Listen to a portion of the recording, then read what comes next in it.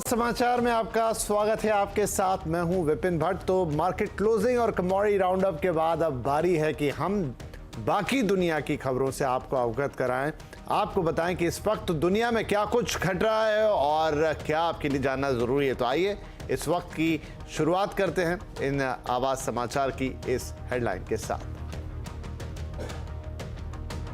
मोदी 3.0 विकसित भारत की नींव को मजबूत करने के लिए पूरी शक्ति लगा दी। प्रधानमंत्री मोदी ने तीसरे टर्म में विकसित भारत की दी गारंटी। कहा, गरीबों को घर, इलाज, साफ पानी मिलेगा। अगले 5 साल में गरीबी और मध्यम वर्ग की मजबूती का काल।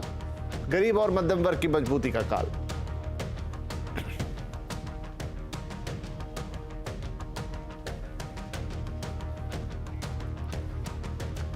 सरकारी कंपनियों को लेकर प्रधानमंत्री मोदी का कांग्रेस पर जबरदस्त प्रहार। कहा, बीएसएनएल, एमटीएनएल, एचएएल और एयर इंडिया को कांग्रेस की सरकारों ने किया बर्बाद, लेकिन मेहनत के साथ मोदी सरकार ने किया आबाद।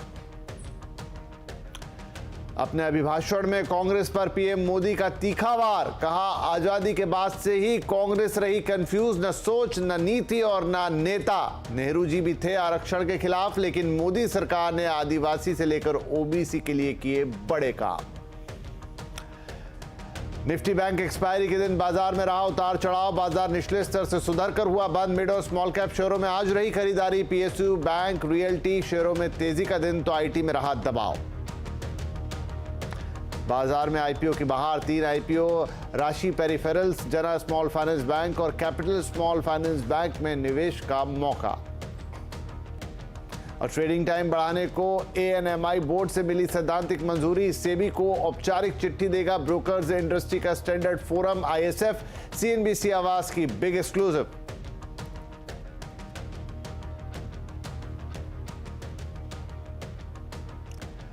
तो इन तमाम खबरों के बीच शुरुआत करेंगे प्रधानमंत्री मोदी के राज्यसभा में अभिभाषण में, जिसमें उन्होंने कांग्रेस पर जमकर हमला बोला। तो अपने तीसरे शासनकाल के लिए भी बहुत सारी चीजों की गारंटी देने की बात कही। प्रधानमंत्री नरेंद्र मोदी ने आज राज्यसभा में कांग्रेस को दलित विरोधी, पिछड़े और आदिवासियों का जन्मजात विरोधी बताया। राष्ट्रपति के अभिभाषण का जवाब देते हुए प्रधानमंत्री ने कहा कि अगर बाबा साहेब ना होते तो एससी एसटी को आरक्षण नहीं मिलता। पीएम ने नेहरू की चिट्ठी का हवाला देकर कहा कि वो किसी भी तरह के आरक्षण के खिलाफ थे।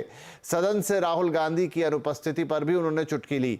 साथ ही अंग्रेजों के जमाने के कानून और परंपराएं जारी रखने के लिए भी प्रधानमंत्री ने कांग्रेस को आड़े हाथों लिया। उन्होंने कहा कि मनमोहन सिंह ने खुद अपने कार्यकाल में एजेंसियों के दुरुपयोग की बात स्वीकार की है, जबकि पिछले 10 साल में भ्रष्टाचार के खिलाफ काम हुआ है। प्रधानमंत्री ने कहा कि पिछड़ों, दलितों और आदिवासियों के लिए उनकी सरकार ने अभूतपूर्व काम किए हैं। उन्होंने कहा कि मोदी 3.0 विकसित भारत की गारंटी है। मोदी 3.0 विकसित भारत की नींव को मजबूत करने के लिए पूरी शक्ति लगा दी। आदरणीय सभापति जी, अगले 5 साल में भारत में डॉक्टरों की संख्या पहले की तुलना में अनेक गुना बढ़ेगी। मेडिकल कॉलेजों की संख्या बढ़ेगी। इस देश में इलाज बहुत सस्ता और सुलभ हो जाएगा। आदरणीय सभापति जी, अगले 5 साल में हर गरीब के घर में नल से जल का कनेक्शन होगा। आदरणीय सभापति जी, आने वाले 5 साल में उन गरीब को पीएम आवास जो देने हैं, एक भी वंचित नहीं रहे, इसका पक्का ख्याल रखा जाएगा। अगले 5 साल सोलर पावर से बिजली बिल जीरो। बिजली बिल जीरो। देश के कितने नागरिकों, करोड़ों नागरिकों को बिजली बिल जीरो। और ठीक अगर आयोजन करेंगे तो अपने घर पर बिजली बना करके बेच करके कमाई कर पाएंगे। ये अगले 5 साल का कार्यक्रम है। आदरणीय सभापति जी, अगले 5 साल देश में पाइप से गैस के कनेक्शन पूरे देश में नेटवर्क बनाने का भरपूर प्रयास किया जाएगा।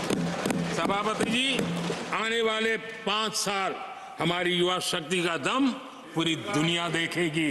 आप देखना आदरणीय सभापति जी, हमारे युवा स्टार्टअप्स, युवाओं के यूनिकॉर्न, इसकी संख्या लाखों में होने वाली है।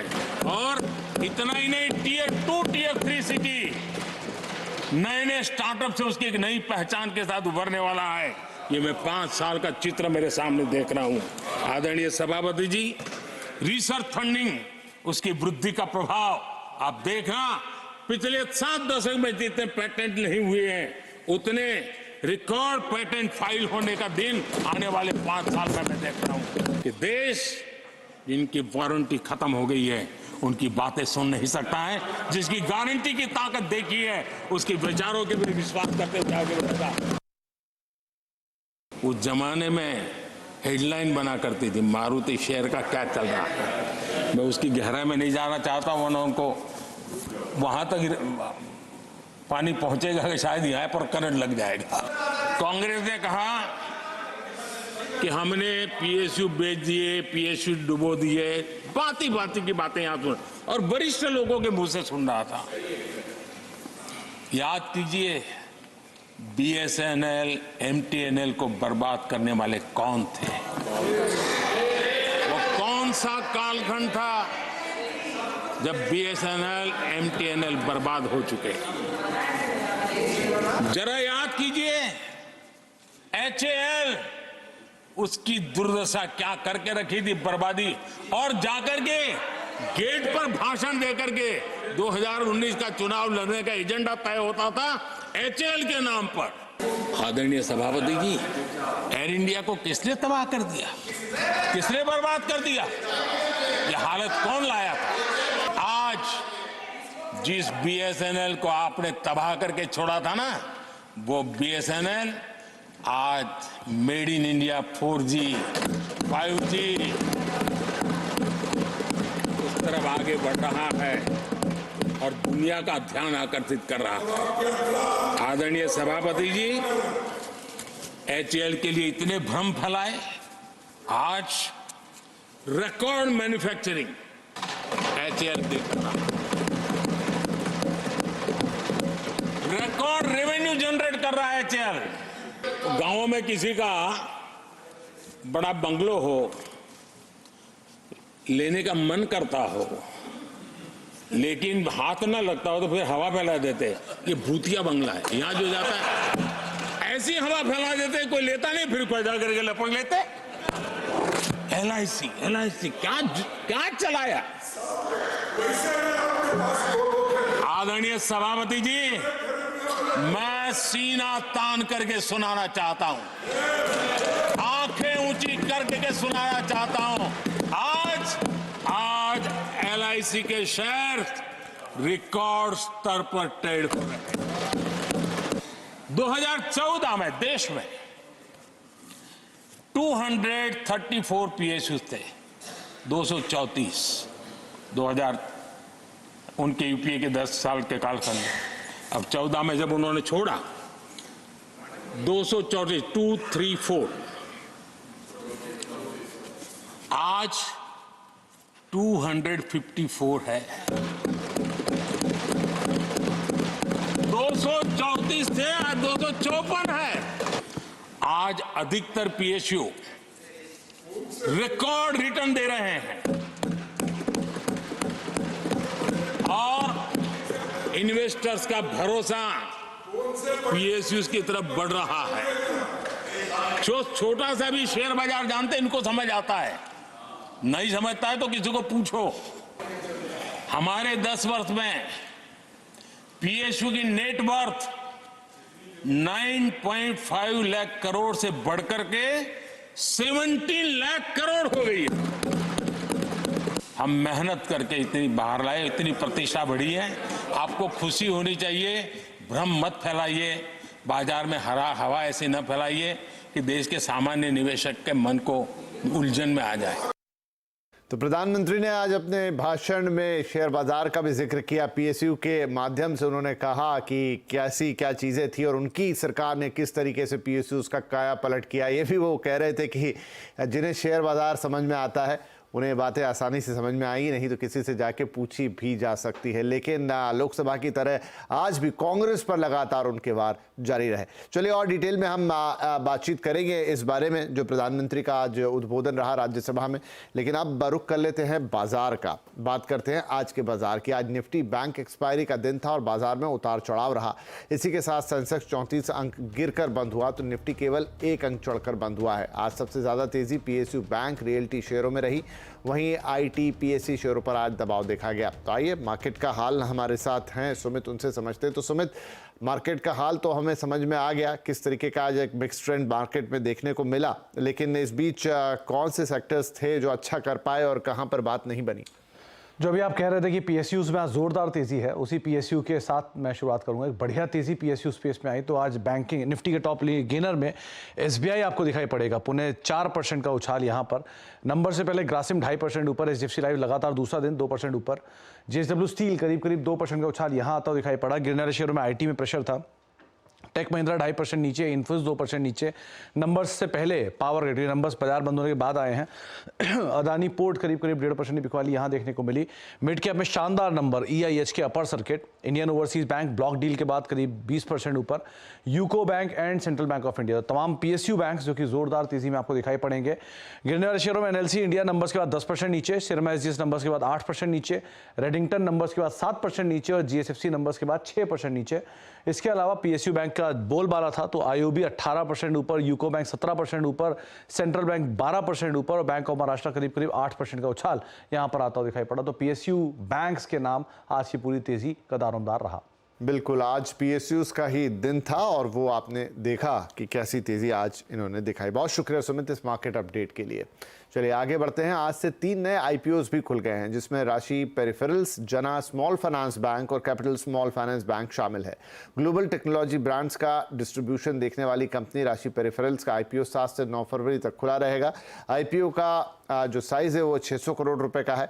प्राइस बैंड 295 से 311 रुपए प्रति शेयर है। वहीं जना स्मॉल फाइनेंस बैंक का आईपीओ 7 फरवरी तक खुला रहेगा और 9 फरवरी तक निवेशक इसमें पैसे लगा सकेंगे। 7 से 9 फरवरी तक ये चलेगा। कंपनी ने आईपीओ के लिए प्राइस बैंड प्रति शेयर 393 रुपए से लेकर 414 रुपए तय किया है। इशू साइज 570 करोड़ रुपए का है। इसके अलावा 7 फरवरी को ही कैपिटल स्मॉल फाइनेंस बैंक का भी आईपीओ खुलेगा जिसमें 9 फरवरी तक सब्सक्राइब किया जा सकता है। आईपीओ का साइज 523 करोड़ रुपए है।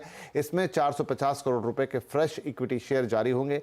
आईपीओ के लिए प्राइस बैंड 445 से 468 रुपए प्रति शेयर रखा गया है।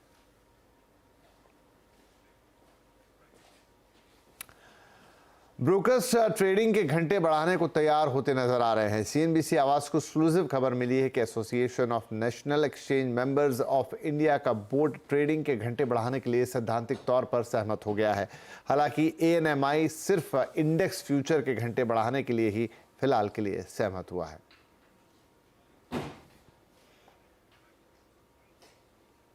तेजी से भाग रहे पीएसयू शेयरों पर कोटक ने एक रिपोर्ट जारी की है। कोटक का मानना है कि लंबे वक्त में सरकारी कंपनियों में कई तरह के रिस्क फैक्टर शामिल हैं। उसने अपनी रिपोर्ट में क्या कहा है ये जानने के लिए हम चलेंगे अपने सहयोगी यतिन मोता के पास। तो यतिन, अभी तो हम पीएसयूज में एक शानदार रन देख रहे हैं, एक बुल रैली देख रहे हैं, लेकिन क्या कहा है इस रिपोर्ट में, कहाँ चिंता है? मिड कैप्स पे भी कोटक का इसके पहले रिपोर्ट आया था। इसके पहले पीएसयू स्टॉक्स पे भी उन्होंने एक रिपोर्ट निकाली थी, वैल्यूएशंस महंगे हैं। लेकिन ये जो स्ट्रैटेजी रिपोर्ट है इसके अंदर भारी डेटा के साथ इन्होंने जस्टिफाई ये करने की कोशिश की है कि पीएसयू स्टॉक्स स्पेशली जो कैपिटल गुड सेक्टर और ऑयल एंड गैस सेक्टर से पीएसयू के जो शेयर्स भागे हैं, शायद अपसाइड यहाँ से लिमिटेड रह सकती है और रिस्क ज़्यादा रह सकता है निवेशकों के लिए, ऐसा इनका मानना है। सबसे पहले अगर हम बात करें कोटक की, तो इनका मानना ये है कि जो लॉन्ग टर्म वाइज बिजनेस में रिस्क आते हुए दिखाई पड़ रहे हैं उसको मार्केट शायद इग्नोर कर रहा है। मीडियम टर्म की जो परफॉर्मेंस है उस पर ज़्यादा फोकस हो रहा है। लेकिन लॉन्ग टर्म के लिहाज से अभी भी काफ़ी सारी चीज़ें अनक्लियर है ऑयल एंड गैस सेक्टर में, ग्रीन एनर्जी सेक्टर में, जिसका शायद इम्पैक्ट पीएसयूज पे पड़ सकता है। पीएसयू इंडेक्स की बात करें तो पर से 92% का गेन आपने देखा है पिछले 12 महीने में। और अब कोटक को लगता है कि कैपिटल गुड सेक्टर में पीएसयू जो कैपिटल गुड नाम है, यहाँ प्रॉफिटेबिलिटी बहुत ज़्यादा नहीं रह सकती है, मार्जिन्स पे आगे जाके प्रेशर आ सकते हैं। और अगर हम बात करें वैल्यूएशंस की तो बीईएल यानी Bharat electronics, BHEL, Hindustan aeronautics, आपके स्क्रीन के ऊपर एक टेबल आएगा जहां वैल्यूएशंस अगर आप देखें 2019 में जब मोदी जी का सेकेंड टर्म था टू द करंट वैल्यूएशन आपको चीजें महंगी दिखेंगी। बीएल का अगर हम ईवी एबिटा देखें मार्च 19 में तो 9 टाइम ईवी एबिटा पे ट्रेड होता था, आज 24 टाइम ट्रेड होता है। बीएचईएल 9 टाइम ट्रेड होता था लेकिन अभी क्वार्टर में लॉस है तो एप्लीकेबल नहीं है।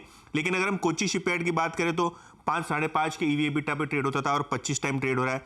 एचएल मार्च 19 में कंपनी ने लॉस पोस्ट किया था और अब 21 टाइम ईवी एबिटा पे ट्रेड हो रहा है, तो जो हायर साइड पे है ऐसा कोटक को लगता है। अब यहां से मूव करते हैं पावर पीएसयूज की तरफ, जहां रिटर्न ऑन इक्विटी की जो प्रोफाइल है वो थोड़ी बहुत वीक होती हुई दिखाई पड़ रही है। और अगर आप प्राइस टू बुक वैल्यूएशन दे दें इन सभी पावर पीएसयूज को तो आपको दिखाई पड़ेगा कि बहुत प्रीमियम पे अब रिन्यूएबल एनर्जी कंपनी जैसे एनएचपीसी, एसजेवीएन है वो ट्रेड कर रहे हैं। एनटीपीसी भी इनफैक्ट आपको मल्टी ईयर हाई वैल्यूएशन पे आता हुआ दिखाई पड़ रहा है और वो टेबल आपके स्क्रीन के ऊपर आएगा जहां एनएचपीसी की जो प्राइस टू बुक थी मार्च 2019 में वो थी 0.8, अब 2.5 time price to book trade हो रहा है। एनटीपीसी भी लगभग दुगने वैल्यूएशंस पे आ गया है अब। और अगर हम पावर ग्रिड की बात करें तो पावर ग्रिड जैसा जो फिक्स्ड आरओई का धंधा है वो भी लगभग 2.5 time EV price to book trade हो रहा है, जो कि 1.5 टाइम था मार्च 2019 में। ऑयल मार्केटिंग कंपनीज, यहां भी अगर आप देखें तो कोटक का मानना यह है कि पिछले दिनों जो क्रूड में वॉलेटिलिटी थी उसके कारण पेट्रोल डीजल के सेल्स पे वॉलेटिलिटी हुई। और अगर हम नुकसान की बात करें तो अर्निंग्स बहुत ही हेवायर होती हैं ऑयल मार्केटिंग कंपनीज की।